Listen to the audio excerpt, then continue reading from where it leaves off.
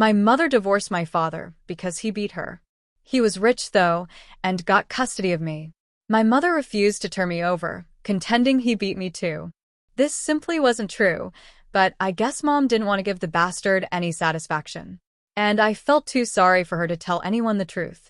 My mother hid me at one of her childhood friends' houses in Texas. The judge put Mom in jail until she revealed my whereabouts, while my father hired a private investigator to find me. Owing to Dad's high profile, the whole ordeal was deemed newsworthy. Aunt Helen. I called the woman I stayed with Aunt Helen, although she wasn't really a relation. She too was divorced, with a daughter named Tracy. And Helen had come to hate all men and lectured me incessantly on how I had to be faithful to my mother and not contact my father under any circumstances. One fateful night, as we watched TV, my whereabouts, which had enjoyed some brief national attention, became news again. The announcer read a report that my father had contracted even more PIs and would begin contacting all of my mother's known acquaintances. My aunt watched the conclusion of the piece and turned to me. "John," she said quietly, "I knew the time would come when they would search for you here. I have a plan, but I need your complete cooperation. Will you help your mother and me?" This was quite a lot of pressure to put on a 13-year-old. My mind was in a frenzy. I simply nodded. "Thank you, John. As you know, some bad people will stop here soon looking for a young boy. But they won't find one. Do you know why?" I shook my head. "They won't find a young boy because you will be turned into a young girl. Tracy and I will transform you into such a convincing vision of femininity that no one will ever guess you were once a boy. Right, Tracy? The plan." "Oh, Mom, what a great idea. John will make a foxy girl. He can probably wear most of my things, and his face is almost too pretty for a boy already. Let's start right this instant. What do you suggest, Mom, skirt or slacks? Since we want to prevent him from being identified as a boy, we'll need to go overboard on making sure everything about him just screams female. That means no pants at any time, and lots of girlish touches even in his most casual moments. We have to go overboard on lace, lingerie, heels, makeup, the works." I forget most of the details of that evening, except that I went to bed wearing one of Tracy's nighties. My hair had been subjected to a dizzying number of processes and then wound up in enormous rollers covered by a giant pink cap. My hands had been coated with skin softener and placed in white cotton gloves for the night. My face had been slathered in cold cream. Considering the strange sensations I was experiencing, it was amazing how quickly I fell asleep. The first morning. I was awakened at 6 the next morning by Tracy. "Get up, sleepyhead. We've got a lot to do today. Go and wash your hands and face while I get your outfit ready." I obeyed. Returning, I saw that Tracy had made my bed and laid out a bewildering array of lacy apparel, a yellow dress, and a pair of girls' pumps. She handed me a pair of pale blue panties and let me modestly slip them on under my nightie before I took the nightie off. Next came a matching bra and dark brown pantyhose. She patted out my bra with cotton balls and taught me how to put on a blue slip by sliding it over my head. At this point, she wrapped a plastic cape around my neck, sat me down, and brushed out my hair. "Oh, it's darling. No one will ever suspect you're a boy." I sat still while she applied makeup. The smells were strange, as was the feeling of my hair tickling my neck. Finally, she removed my cape and let me get up. She held out my dress and let me step into it from the top so you won't mess up your hair. I later learned that the style was a shirtwaist, yellow, with a hem hitting me a few inches above the knee. Tracy asked me to button the top. It was difficult because it buttoned backwards, but I finally got it right. She helped me slip into the brown leather slingback pumps. They had medium heels and it took me a while to walk in them, but Tracy was patient. Real girls take a long time to learn how to manage their heels too. "You're doing fine." Becoming Heather. After she was satisfied, she had me wrestle with jewelry clasps until I was sporting a gold choker necklace, a charm bracelet, an ankle bracelet, and 4 rings. Finally, she sprayed me with perfume and led me downstairs to breakfast. It certainly felt strange masquerading as a girl. I had to watch my feet to keep from tripping in the heels, and I found myself attracted to the nylon legs and feminine pumps that were mine. My aunt made a tremendous fuss when I entered the kitchen, making me stand still as she walked around me. It was weird wearing girls' clothes, but I tried to make the best of it and play along. After eating, I started to learn how to do girl chores. My aunt slipped an apron over my head and tied an enormous bow and back. I was handed a pair of rubber gloves and told to do the breakfast dishes. Strange feelings came over me as I realized that boys would be attracted to me in my disguise. Eventually, I finished up the dishes, cleaned up the kitchen, and joined my aunt and Tracy in the living room. "John," my aunt began. "Tracy and I were just saying that we need to call you something feminine. What's your favorite girl's name?"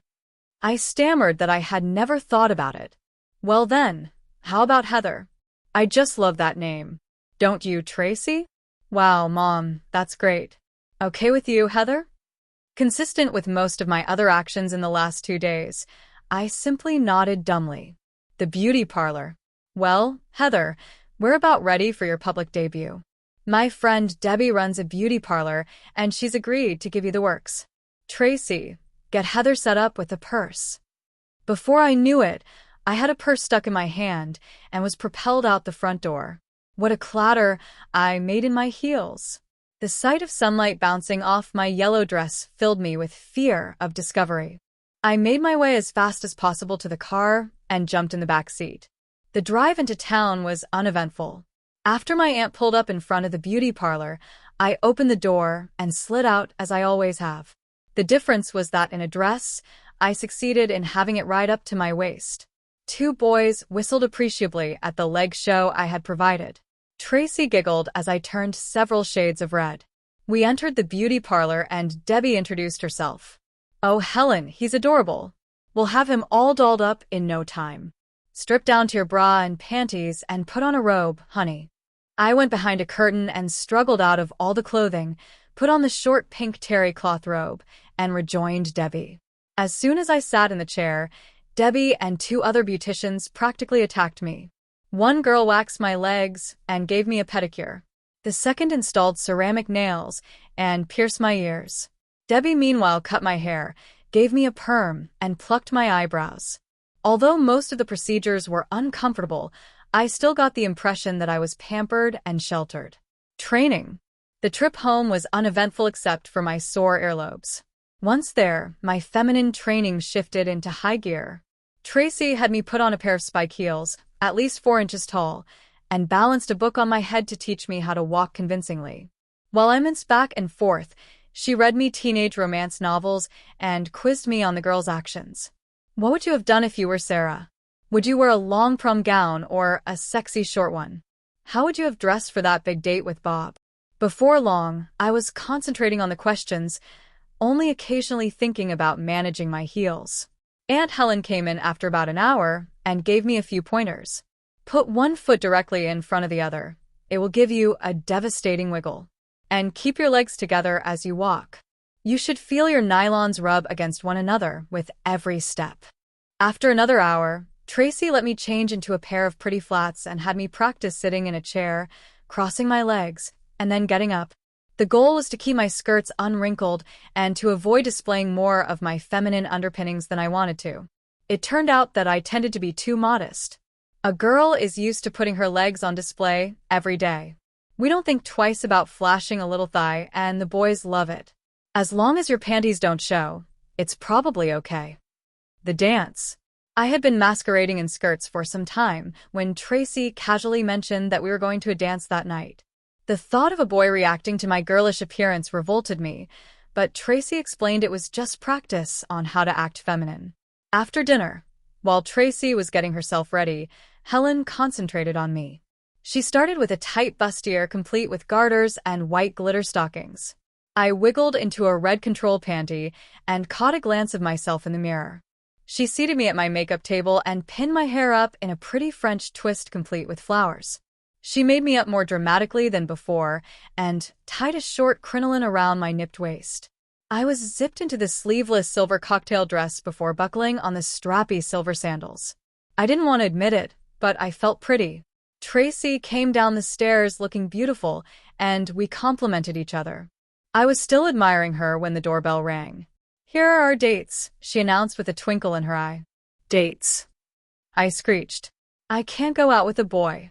But Tracy had already let the two in, and my aunt was gently propelling me towards the one introduced as Mike. I sputtered out thank you in a high voice when Mike told me I looked terrific. The evening was humiliating. Mike's hand on my back, his arm around my waist, feeling his manhood pressed against me while dancing. I felt totally embarrassed watching the boys in their suits, knowing that I should be among them instead of wearing a pretty dress and passing myself off as a girl. The evening ended with me letting Mike give me a peck on the cheek at the door. I felt like an utter and complete sissy and broke into tears as soon as Tracy and I got inside. Acceptance. I think it was that episode that broke my will. Starting the next day, I was resigned to my pretty skirts and stopped thinking about the next time I would be wearing trousers. I became more aware of women's fashions and admired a girl's appearance instead of mentally undressing her. I began thinking of the feminine finery in the closet as my own.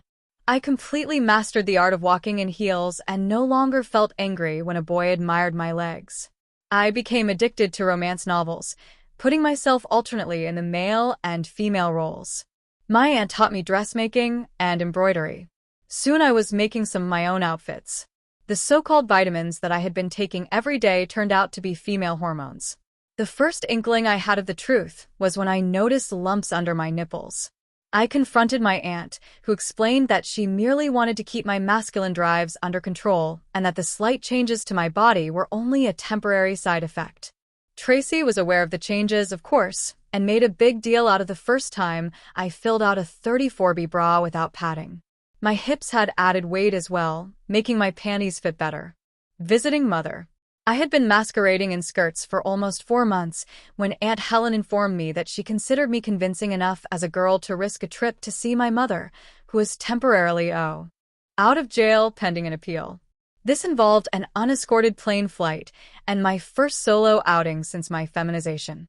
The morning of my trip found me sitting in the foyer, looking out the front window. I was wearing a burgundy skirt suit and a white see-through blouse with a stand-up collar, revealing an utterly feminine white lace slip. As I minced to my aisle seat, a wave of humiliation came over me. I had let 2 females take away my trousers and masculinity, and now without anyone guarding me, I was trying to pass myself off as a girl. I had allowed myself to be petticoat, and then cooperated in learning to become more and more ladylike. It wasn't hard to spot my mother. She was wearing melodramatic dark glasses as some sort of disguise. I walked up to her and whispered a hello. Her eyes went wide as she recognized me. "John, is that really you?" We hugged like mother and daughter. I was embarrassed to realize I was so feminized that I had been concerned about my makeup as we embraced. Not knowing if we were being watched, I instructed her to call me Heather as we walked outside. The detective.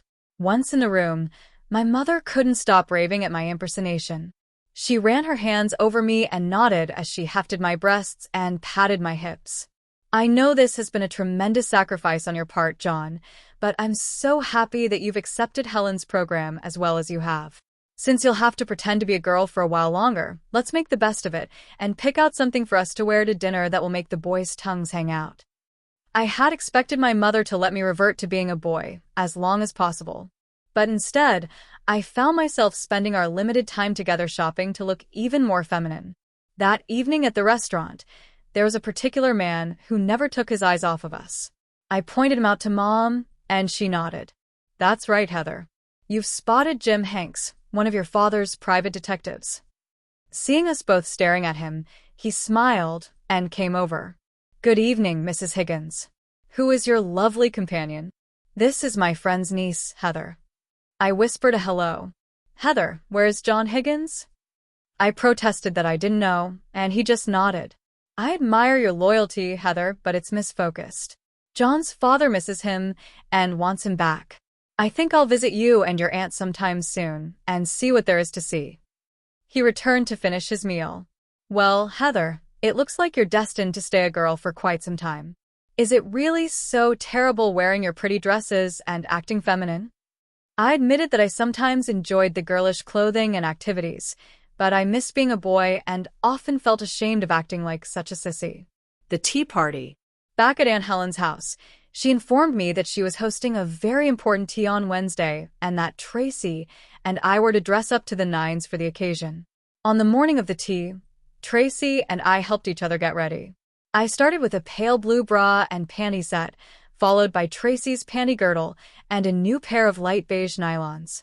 I wiggled into a white half-slip and got into my dress, a floral lavender chiffon tea gown.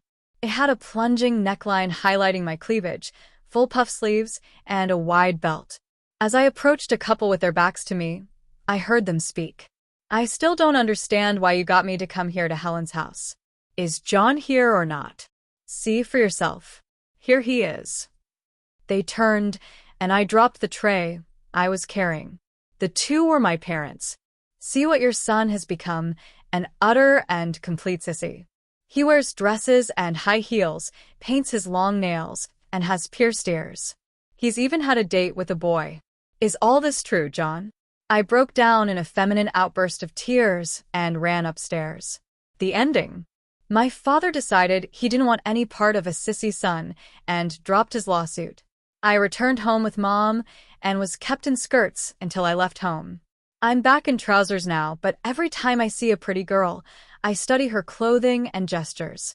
After all, I walked more than a mile in her shoes.